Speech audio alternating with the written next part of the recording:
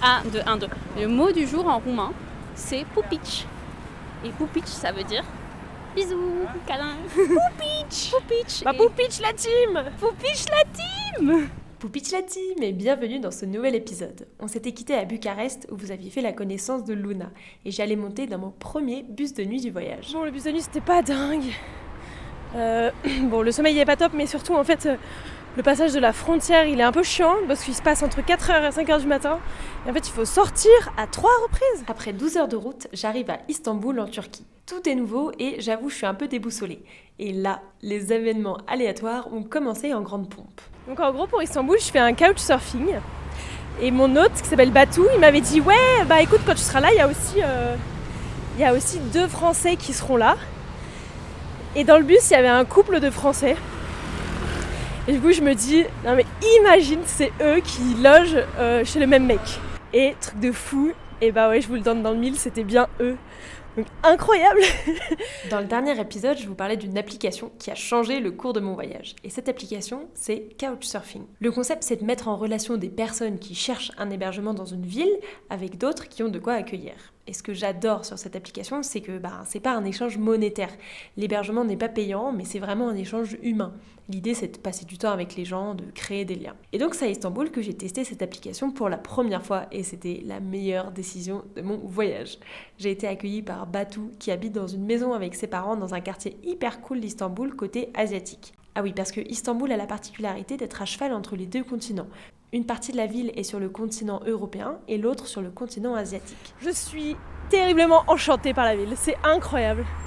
J'ai trop hâte de visiter un peu plus et tout, mais le peu que j'en ai vu jusque-là, je suis hyper subjuguée. Et à peine nos valises posées, Batou nous emmène avec Estelle et Théo, les 2 Français de mon bus, visiter son quartier et boire un café. C'était un peu plus que juste boire un café parce qu'il a carrément lu notre avenir dans le mar de café. Kinda says that you make your everyday working, to live on, like no regrets and full of experience, joy.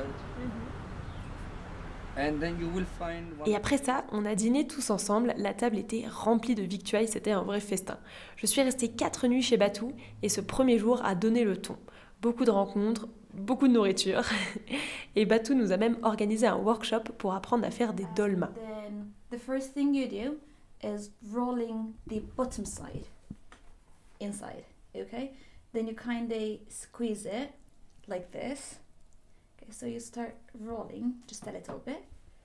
En gros, les dolmas, c'est un mélange de riz et d'épices, roulés très serrés dans des feuilles de vigne et cuits à l'étouffée pendant pas loin d'1 heure. Plus c'est petit et serré, mieux c'est, et évidemment, plus c'est petit et serré, plus c'est difficile à faire. Et après l'étape de cuisine, c'était l'étape de régalade. But delicious. Yeah, The best I ever had. Really? Oh.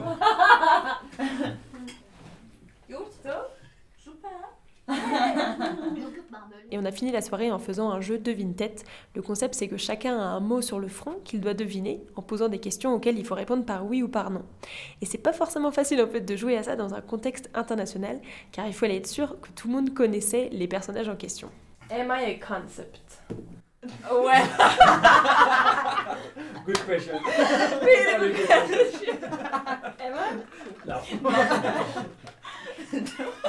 Et sinon, dans les rues, j'ai vu à plusieurs reprises des hommes taper sur leurs percussions et chanter sans savoir de quoi il s'agissait.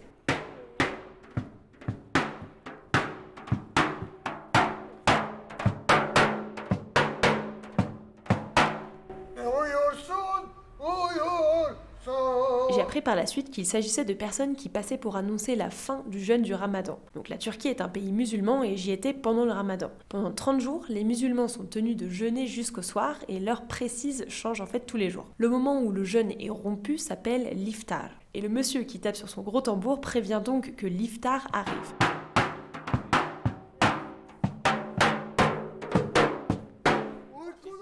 Alors plus précisément, il passe une première fois dans l'après-midi pour récolter des sous et repasse au moment de l'iftar aux endroits où les gens ont donné des sous pour annoncer que c'est bon, le buffet est ouvert. Et apparemment c'est un job qui est très prisé, les places sont chères et les secteurs sont hyper bien délimités.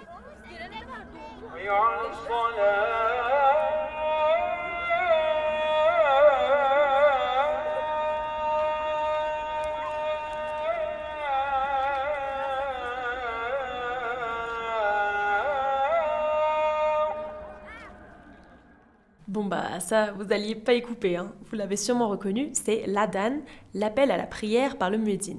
Donc ça ponctue les journées, on l'entend partout et c'est un son que je trouve vraiment beau. Attendez, je vous en mets un autre.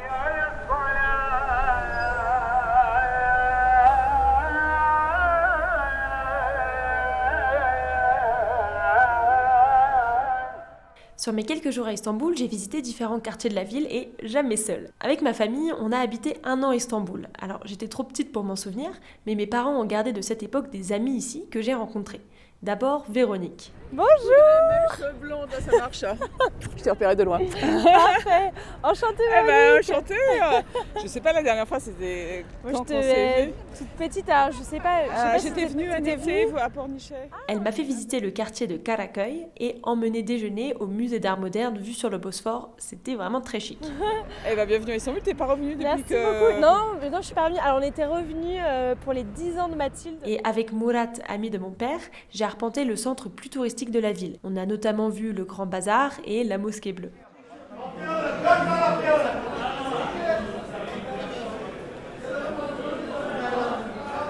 Ce que vous venez d'entendre là, c'est des mecs pendus à leur téléphone qui achètent et revendent de l'or. C'était assez impressionnant à voir.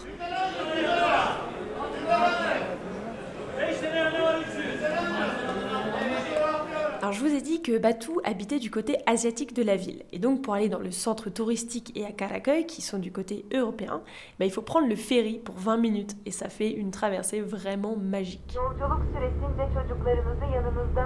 je sais pas ce qu'elle raconte, mais là en tout cas on est en train de traverser le Bosphore.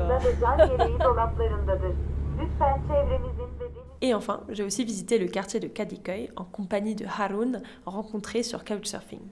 Hello. Hello. So nice to meet you. Come, we do even All right. Alice. Yes, Harun. How are you, Nice to Alice? meet you. I'm fine. Voilà, donc vous avez compris que ma première expérience de la Turquie se résume à des rencontres, beaucoup de nourriture et quelques visites. Mais je reviendrai bientôt à Istanbul, c'est la ville où on va se retrouver début mai avec Alexandre, alors on aura tout loisir d'explorer les différents recoins de la ville. Ça va être bien. Ça va aller très bien même. Après Istanbul, j'ai continué vers l'est, direction la capitale. J'apprends au passage à compter jusqu'à 5 grâce à un lycéen rencontré dans le métro. One is bir. Bir.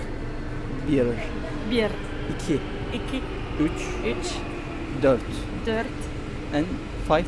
Beş. Beş. Après un trajet musical, j'arrive à la gare, je prends mon billet et je saute dans un train. Gentlemen attention. High-speed train which goes to Ankara.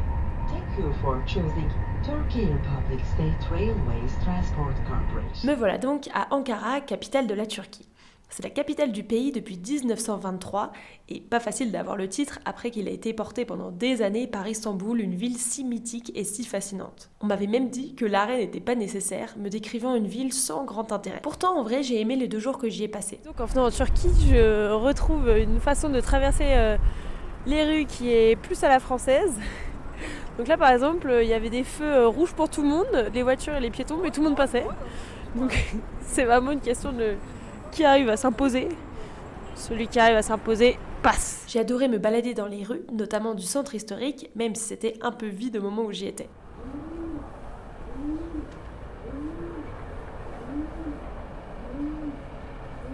La visite du musée de l'Anatolie était vraiment passionnante, où j'ai pu voir des artefacts qui dataient de la préhistoire, comme des petites statuettes de femmes que j'ai trouvées hyper belles. Géographiquement, l'Anatolie, ça correspond aux 3/4 de la Turquie moderne, partie ouest. Et sinon, le truc à faire à Ankara, c'est d'aller visiter l'Anıtkabir, qui est l'endroit où est enterré Atatürk. Alors je viens de visiter le lieu de la tombe de Atatürk. Alors c'est pas vraiment juste une tombe, c'est tout un complexe tombal, on va dire. C'était incroyable. Alors, malheureusement, ils m'ont pas laissé rentrer avec Fabrice. J'ai dû le laisser à l'entrée. Mais c'est dommage parce qu'il y a eu des petits sons intéressants à enregistrer. Bon voilà, si vous le connaissiez pas, vous devez vous demander, mais c'est qui ce type ? Eh ben, c'est Monsieur Atatürk, le fondateur de la Turquie moderne. C'est un personnage hautement important en Turquie, son portrait est affiché partout, dans les rues, sur les bâtiments, sur les billets de banque, etc. Et j'ai découvert en fait que c'était un personnage assez clivant aujourd'hui. Une partie de la population l'adule, l'autre le hait, en particulier le parti au pouvoir, celui de Erdogan. C'est peut-être un peu flou pour vous, alors attendez, je vous explique tout ça. Reprenons l'histoire du pays. Pendant la Première Guerre mondiale, l'Empire ottoman s'était rangé près des puissances centrales, donc l'Allemagne et l'Autriche-Hongrie. Leur défaite a accéléré la chute de l'Empire ottoman, dont le territoire est démantelé par les puissances alliées via le traité de Sèvres en 1920, dont le projet de ce traité était de donner une partie du territoire turc à la Grèce et avec le reste de créer une grande Arménie et un Kurdistan autonome. Et c'est là qu'apparaît Mustafa Kemal, un officier ottoman, qui refuse cette humiliation et qui refuse le démantèlement du pays. Il mène la guerre d'indépendance turque contre les occupants étrangers avec succès. Et du coup, en 1923, il fonde la République de Turquie dont il devient le premier président.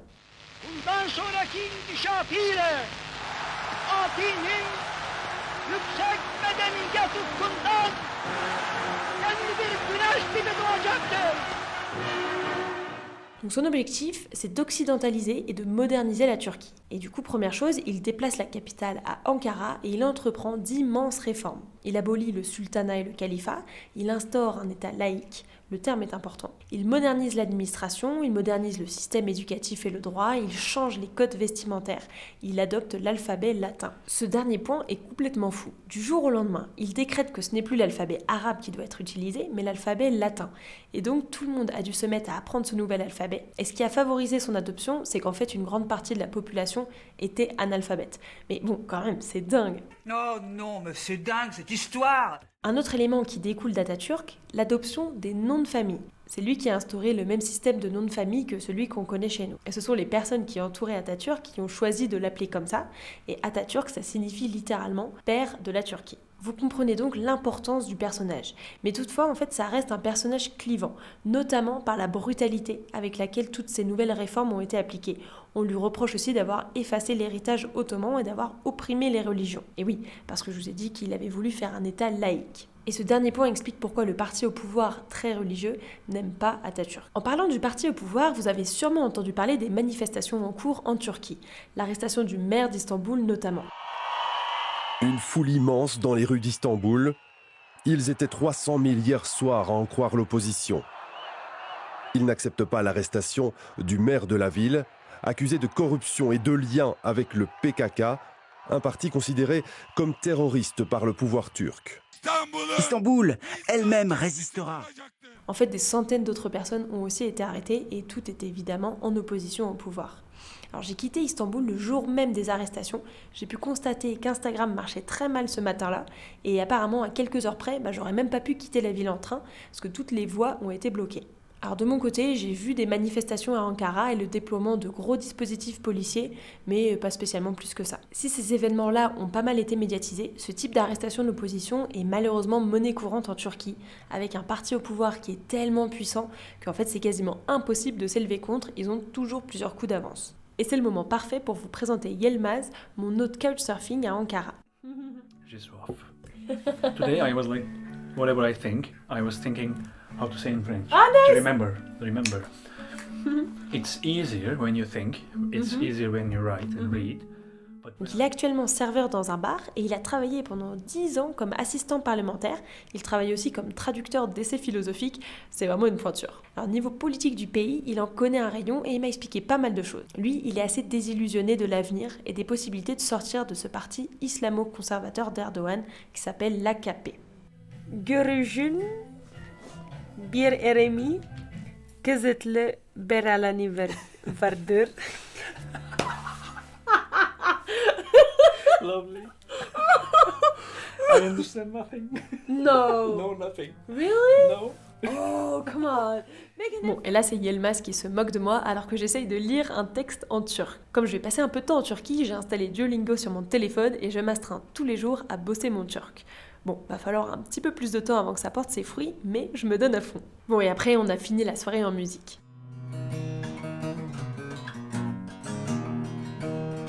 You tried to teach me some Turkish, but I just didn't get it. Turkish seems like a... Et là, vous allez sûrement reconnaître ce fameux son connu dans le monde entier.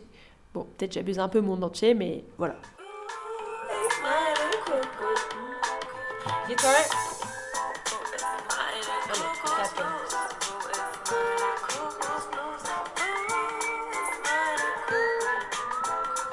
Merci Yelmas pour ton accueil et nos discussions, c'était vraiment passionnant. Après cette étape dans la capitale, c'était reparti pour aller carrément à l'est du pays, dans une ville qui s'appelle Erzurum. Et je l'ai fait en train de nuit. J'étais hyper excitée à l'idée de ce trajet qui durait quasi 24 heures. Salut! Ça va?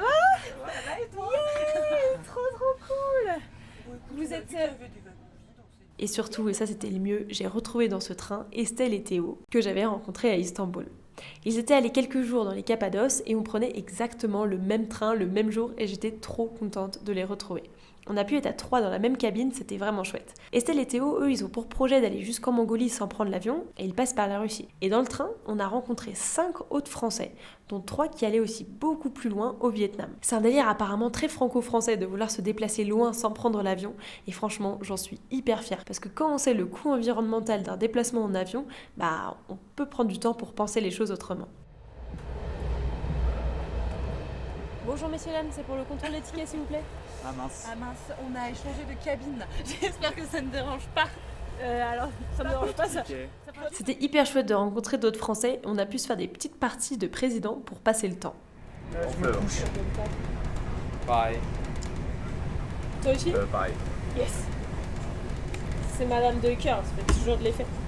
Et là les gars, vous êtes pas prêts? Paf! Mais croyez-moi, quand vous traversez des paysages aussi magnifiques que ceux que j'ai vus, serpenter entre les montagnes, des plaines, suivre un cours d'eau sur des kilomètres, bah en fait le temps il passe hyper vite et j'étais juste le nez collé à la fenêtre en permanence. Mais ce rêve a pris fin car il a bien fallu descendre à un moment du train et dire au revoir à Estelle et Théo. Bah écoutez les amis, bonne continuation. Profitez bien. Bonne route à toi. Bisous. Allez, bisous. Bisous, c'était trop cool de les voir au revoir. Oui, grave. Heureusement, de belles aventures m'attendaient. Plus précisément, c'est Omar qui m'attendait à la gare, mon 3e hôte couchsurfing du voyage. Et de la minute où on s'est rencontrés, on n'a pas arrêté de rigoler, alors j'ai su que mon étape à Erzurum allait être vraiment sympathique. Hello! Yes! I'm Alice! Nice to meet you, Turkish boy! Mais ça, c'est pour la prochaine fois. Avant que cet épisode se termine, vous connaissez la chanson, c'est le moment à nouveau de tester votre audition. La dernière fois, le son était le suivant.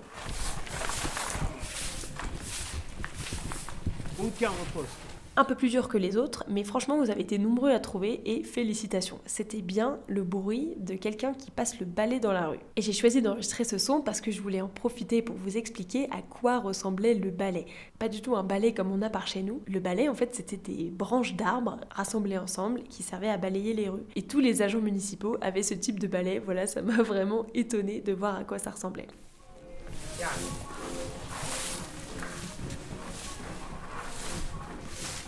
Et pour ce nouvel épisode, voici le nouveau son à deviner. Oh wait, I have to register the sound. Yeah.